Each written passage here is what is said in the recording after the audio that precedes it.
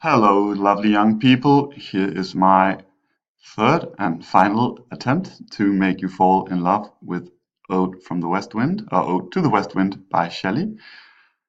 And as before, on your right, you have 5 words that are a glossary, so you can just pause the recording, read through the words, learn them, then I'll read through the text and explain any little thing that needs explaining, but I'm hoping you're getting more used to reading poetry by now. Okay, so here goes.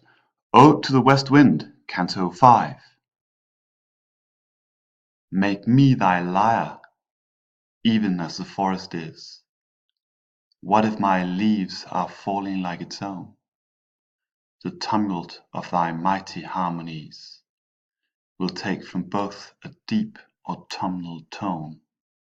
Sweet though in sadness, be thou, spirit fierce, my spirit. Be thou me, impetuous one. Drive my dead thoughts over the universe, like withered leaves to quicken a new birth.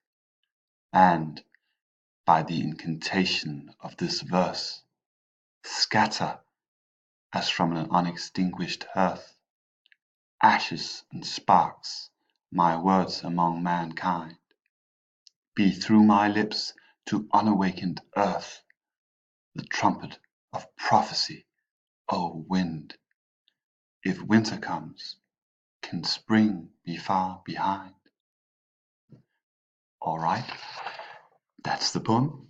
Now, I think this is fairly readable or understandable, but I think if there are any problems of understanding, they might come here. These 2 lines go together, even though there's a skip here.